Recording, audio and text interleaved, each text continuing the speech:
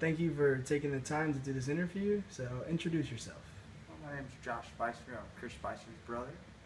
Okay. So, what's a normal day for you like? I have a full-time job. I work for a Western company, and then after I get off in the evenings, I train horses, ride horses, give lessons with horses and things like that. All right. So, here's the question: how are you drawn to religion? I was, drawn to it because I was raised with it. Both my parents and their families were very religious people. I grew up in the church, but it wasn't until you kind of get older to when you really start getting drawn into religion on your own. You know, I was more just curious and to the reasons why there was a creator, and basically just studying that as an example. If you I learned basically if you break things down, like you take an organism and you break it down to its very smallest cell, and look at that right there, it still has signs. There's so much more detail of that cell, which gives you a sign of a creator, and I always found that pretty interesting, and it just drew me more into wanting to learn other things of that nature, and scientific facts that kind of led to why there's a creator and a sign of a creator. All right. Do you use any sacred writings, books, or prayers? If so, what are they? Well, other than the Bible, I read a couple books. I studied religion actually at college, but there's a book, The Purpose-Driven Life. I used to read on a daily basis. It's like a day-by-day guide to kind of break down, your goals and to help you set goals to maintain your religion and with your faith. So it's a pretty good kind of day-to-day guide just to keep you on track and in tune with your religion. And then another one was called Naming the Elephant. It's a book. It's a difficult book to read. It basically just teaches you how to defend your faith, because there's a lot of questions that come up. People ask you, well, why is there a God, or how do you know there's a God, and it just gives you an idea of how to become stronger in your faith in order to back it up and defend yourself. Because you might know everything there is to know, but it's hard to counter someone that has a negative argument against you. And so that book, Naming the Elephant, teaches you how to do that, and it's a pretty good book. All right, interesting. How do you express or practice your religion? Well, like everybody else, I go to church. I sometimes can't make it every Sunday just because I get busy doing stuff, work related, or might have stuff with horses to do. But on a regular basis, I try to go to church. And like when I played baseball, and in college, and I played a little bit of professional baseball. You're on the bus, traveling, flying places all the time, hotels, so you don't really have the capability to get to church. But you do have modern technology such as your iPod and podcast and things of that nature, which I would listen to on the bus. My church actually down here had podcasts of their own, so I can download them, and it's like you're at church, but you're on the bus. So that's kind of how I, practice my religion when I'm not able to do it like I normally would be in my normal routine.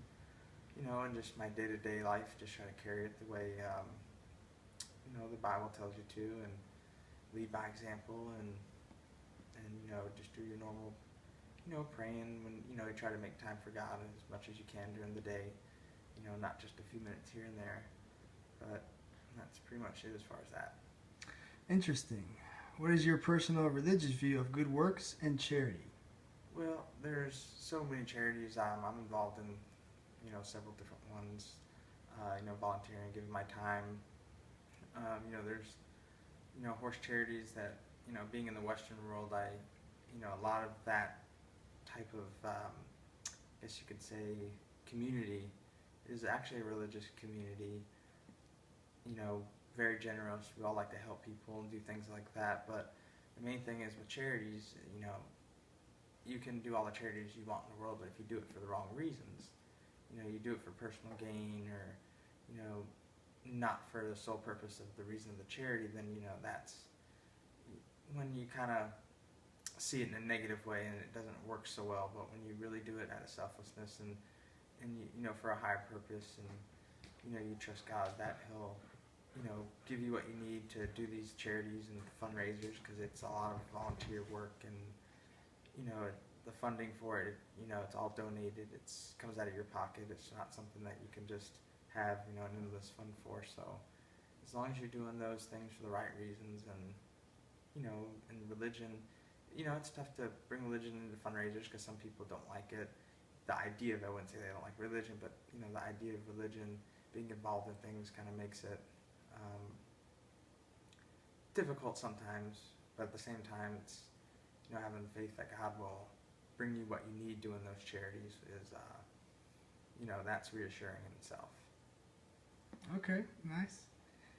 How does religion affect society? Society, I think it affects it, especially now more than ever. There's so many religions now. We have such a variety of culture just throughout the United States and in South Florida alone. You know, just in schools, I actually ran a group called First Priority, which was God-based, you know, after school or before school. I guess you can call it a group that met. You know, we met and did things and shared Bible verses, and you know, once a week we'd meet by the flagpole and do like a prayer before class would started. And you know, it's, you can see people, they look at you a little different because you're doing something like that. Not that they're saying it's a bad thing, but you're kind of putting yourself out there a little bit. And you know, society, it's not like it used to be where you see religion in schools, and now it's, you got people not wanting to have time for prayer in school and stuff with the Pledge of Allegiance. We're not even hardly doing that anymore. And you know, so it affects everyone's outcome. You know, it's not so much free, you know, as it used to be, where you can kind of do it and not have much to worry about. But now it seems like, you know, there's so much going on with all these different religions. You know, being in the, like I said, the variety of culture we have, it's a little bit, I don't want to say frowned upon, but it's a little bit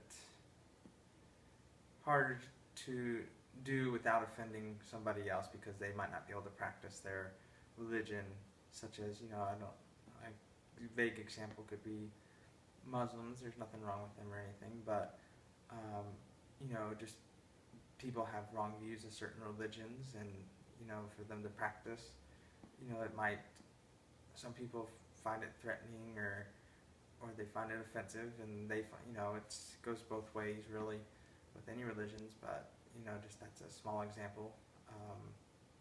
But it's just, you just have to, it's more or less, you have to be very careful nowadays with religion and how you involve it in your, you know, companies and schools and other things of that nature. All right. That's all the questions I have here for you today, and I appreciate your time, and thank you.